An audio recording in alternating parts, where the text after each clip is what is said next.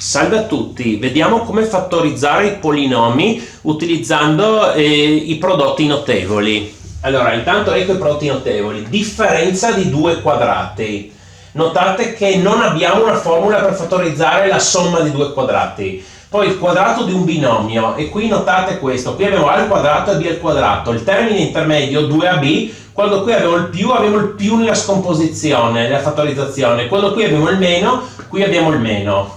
Poi abbiamo differenza di due cubi e somma di due cubi. Non è tanto difficile ricordarsela, perché il primo termine sarebbe questa stessa cosa senza le terze potenze, a meno b. Anche qui, a più b. Poi l'altra parentesi abbiamo a al quadrato, b al quadrato, al quadrato, b al quadrato, e in mezzo abbiamo a per b, col segno opposto a quello che abbiamo qua. Qui è meno, qui è più e qui è meno.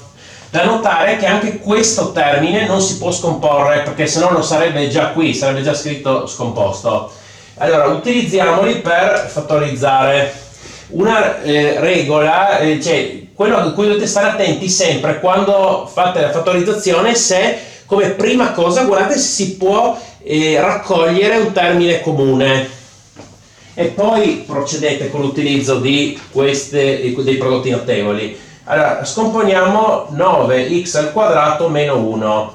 Non abbiamo nessun fattore comune da raccogliere. Va bene, questo sarà la differenza di due quadrati. A al quadrato è 9x al quadrato, b al quadrato è 1. Quindi a è 3x e b è 1. 3x tutto al quadrato viene 9x al quadrato.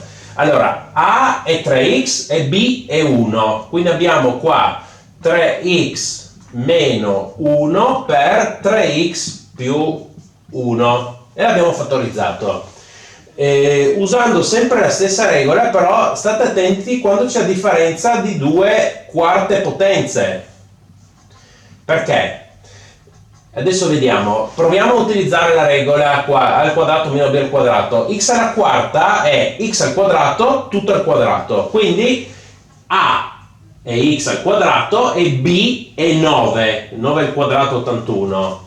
Quindi abbiamo x al quadrato meno 9 per x al quadrato più 9. A cosa dobbiamo stare attenti? Che questo si può scomporre ancora usando sempre la stessa regola. Invece x al quadrato più 9 no, è una somma di due quadrati, rimane così, non si può scomporre. Scomponiamo di nuovo x al quadrato meno 9. A al quadrato x al quadrato, quindi a è x e b è 3. Quindi qui abbiamo x meno 3 per x più 3 per x al quadrato più 9. Non dobbiamo dimenticare di trascriverlo. E così bisogna utilizzarlo due volte la regola della differenza dei due quadrati. Adesso facciamo altri esempi.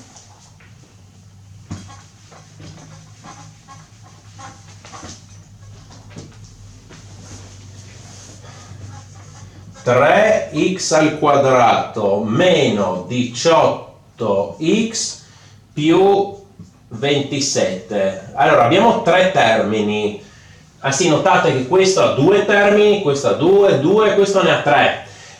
Ha tre termini, però dici, ma questo non è un quadrato neanche questo. Però, come vi dicevo prima, per prima cosa, se si può, bisogna raccogliere un fattore comune. Qui c'è il fattore comune, è 3.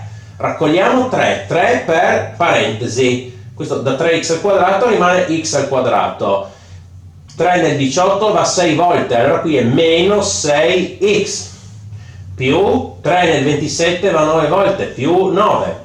E adesso questo è il quadrato di un binomio. Allora, a al quadrato è x al quadrato, b al quadrato è 9, a è x e b è 3. Questo 3 davanti dobbiamo ricopiarlo.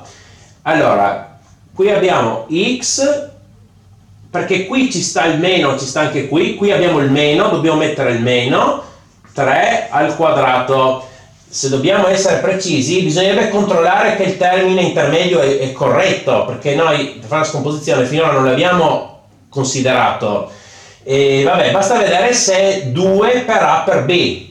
A è x, b è 3, 2 per x per 3 fa 6x, quindi è corretto, perché qua poteva scrivere anche qualsiasi altra cosa, è giusto controllare. Facciamo ancora un ultimo esempio con i cubi, le terze potenze, quindi forse sarebbe bene avere in mente almeno le terze potenze di alcuni numeri. 1 alla terza è 1. Abbiamo in mente, e può essere utile quando fate questi esercizi, le terze potenze di questi numeri. 2 alla terza, e 2 per 2 per 2 fa 8. 3 alla terza, 3 per 3 per 3, 27. 4 alla terza, 4 per 4 per 4, 16 per 4 fa 64. 5 alla terza fa 5 per 5 per 5, 25 per 5 è 125. È bene tenerli a mente quando fate questi esercizi. Adesso scomponiamo 8x alla terza più 125, la somma di due cubi. Allora, quindi la somma di due cubi, state attenti che utilizziamo questa. A la terza è 8x alla terza, quindi A è 2x. E B alla terza è 125, B è 5. Quindi ripetiamo, A è 2x e B è 5. Se serve ve lo scrivete al lato, scriviamolo. A è 2x, B è 5. Adesso dobbiamo andare qua nell'ordine. Qua scrive A più B, quindi 2x più 5 per, adesso attenzione, A al quadrato sarebbe 2x tutto al quadrato, quindi 4x al quadrato. Poi la formula mi dà un meno, allora A per B sarebbe 2x per 5. 2x per 5 viene 10x. E poi abbiamo più b al quadrato, più 5 al quadrato, 25. E così l'abbiamo scomposto. E questo termine qui di secondo grado non si può scomporre ancora, se no sarebbe già scomposto qui nella formula. Per favore mettete un mi piace e iscrivetevi, grazie.